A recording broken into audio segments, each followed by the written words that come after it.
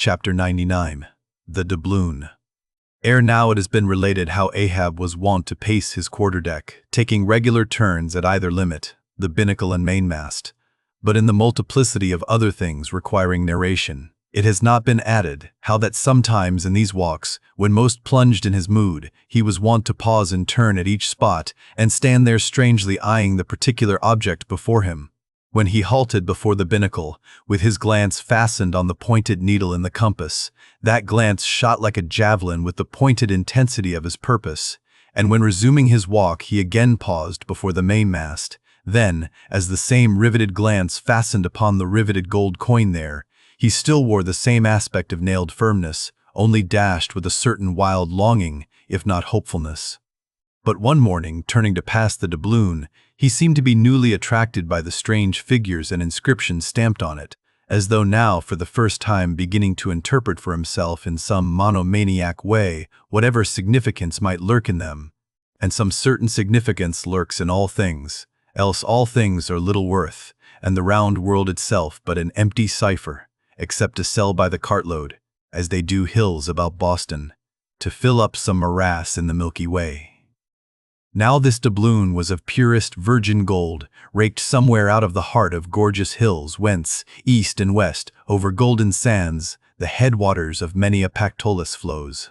And though now nailed amidst all the rustiness of iron bolts and the verdigris of copper spikes, yet, untouchable and immaculate to any foulness, it still preserved its Quito glow.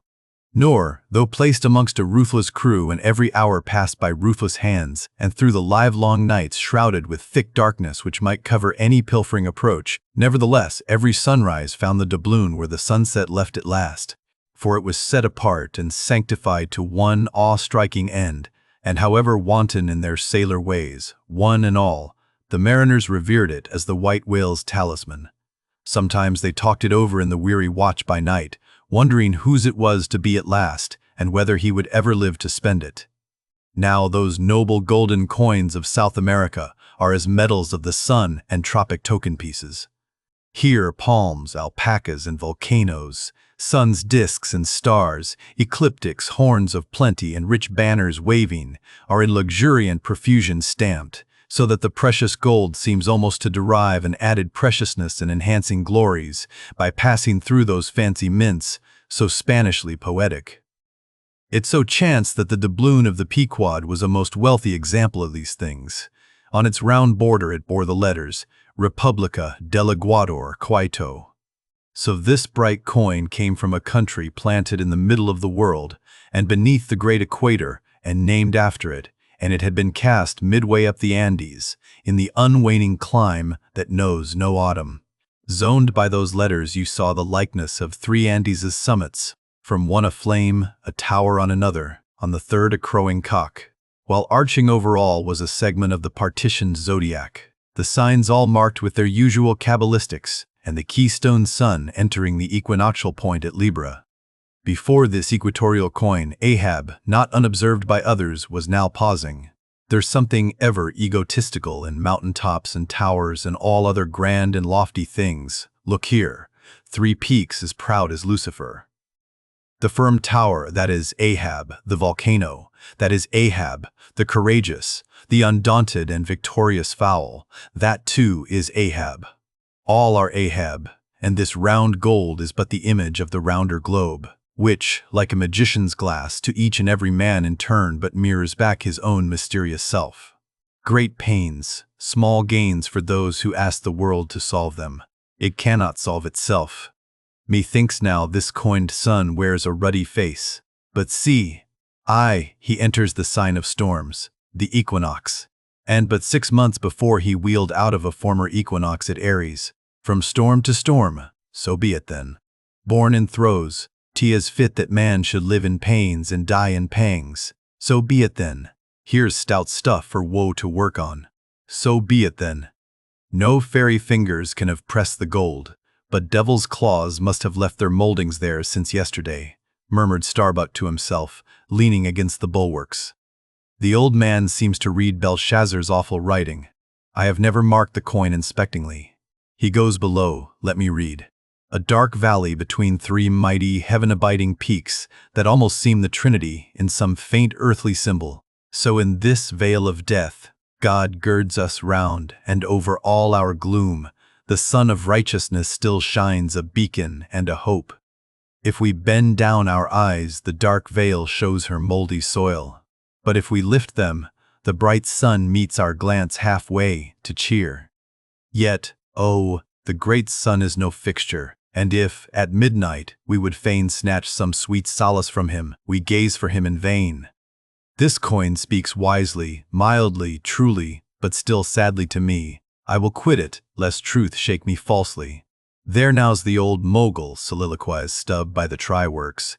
He's been twigging it, and there goes Starbuck from the same, and both with faces which I should say might be somewhere within 9 fathoms long. And all from looking at a piece of gold, which did I have it now on Negro Hill or in Corlair's Hook, I'd not look at it very long ere spending it. Humph! In my poor insignificant opinion, I regard this as queer. I have seen doubloons before now in my voyagings, your doubloons of old Spain, your doubloons of Peru, your doubloons of Chile, your doubloons of Bolivia, your doubloons of Popayan, with plenty of gold moidores and pistoles and joes and half-joes and quarter-joes. What then should there be in this doubloon of the equator that is so killing wonderful? By Golconda, let me read it once. Halloa, here's signs and wonders truly. That now is what old Bowditch in his epitome calls the zodiac, and what my almanac below calls ditto. I'll get the almanac, and as I have heard devils can be raised with Dable's arithmetic, I'll try my hand at raising a meaning out of these queer curvicues here with the Massachusetts calendar. Here's the book, let's see now. Signs and wonders, and the sun, he's always among 'em. Hem, hem, hem, here they are, here they go, all alive, Aries or the Ram, Taurus or the Bull and Gemini. Here's Gemini himself, or the twins. Well, the sun he wheels among 'em. Aye, here on the coin he's just crossing the threshold between 2 of 12 sitting rooms all in a ring. Book, you lie there. The fact is, you books must know your places. You'll do to give us the bare words and facts, but we come in to supply the thoughts. That's my small experience, so far as the Massachusetts calendar, and Bowditch's navigator, and Dabble's arithmetic go. Signs and wonders, eh? Pity if there is nothing wonderful in signs and significant in wonders. There's a clue somewhere. Wait a bit. Hist, hark. By Jove, I have it. Look you, Doubloon, your zodiac here is the life of man in one round chapter, and now I'll read it off, straight out of the book. Come, Almanac. To begin, there's Aries, or the Ram. Lecherous dog, he begets us, then Taurus, or the Bull. He bumps us the first thing, then Gemini, or the twins. That is, virtue and vice. We try to reach virtue, when lo, comes Cancer the crab and drags us back, and here, going from virtue, Leo, a roaring lion, lies in the path. He gives a few fierce bites and surly dabs with his paw. We escape and hail Virgo the Virgin. That's our first love. We marry and think to be happy for aye. When pop comes Libra, or the scales. Happiness weighed and found wanting, and while we are very sad about that, Lord, how we suddenly jump as Scorpio, or the scorpion, stings us in the rear. We are curing the wound. When Wang come the arrows all round. Sagittarius, or the archer, is amusing himself. As we pluck out the shafts, stand aside. Here's the battering ram, Capricornus, or the goat. Full tilt he comes rushing, and headlong we are tossed, when Aquarius, or the water-bearer, pours out his whole deluge and drowns us, and to wind up with Pisces, or the fishes, we sleep. There's a sermon now, writ in high heaven, and the sun goes through it every year, and yet comes out of it all alive and hearty. Jollily he, aloft there, wheels through toil and trouble, and so, allow here does jolly Stubb. Oh, jolly's the word for aye. Adieu, Doubloon, but stop, here comes little King. Post, dodge round the try-works now, and let's hear what he'll have to say. There, he's before it, he'll out with something presently. So, he's beginning. I see nothing here, but a round thing made of gold, and whoever round thing made of gold, and whoever raises a certain whale, this round thing belongs to him. So, what's all this staring been about?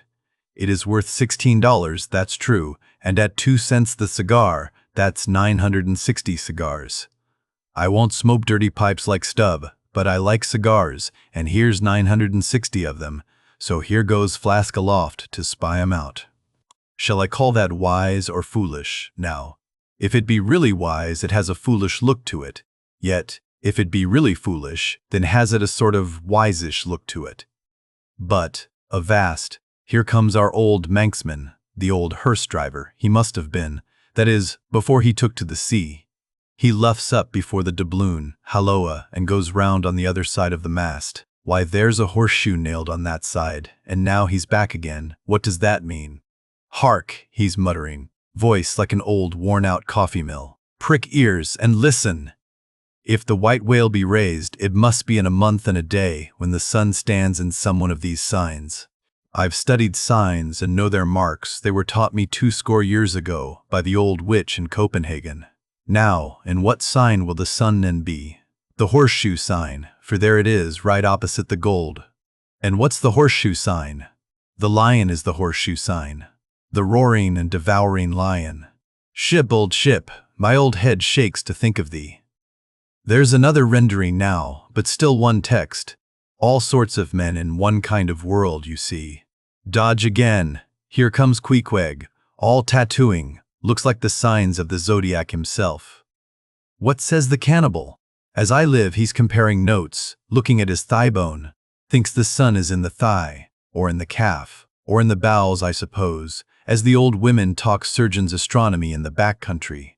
And by Jove, he's found something there in the vicinity of his thigh.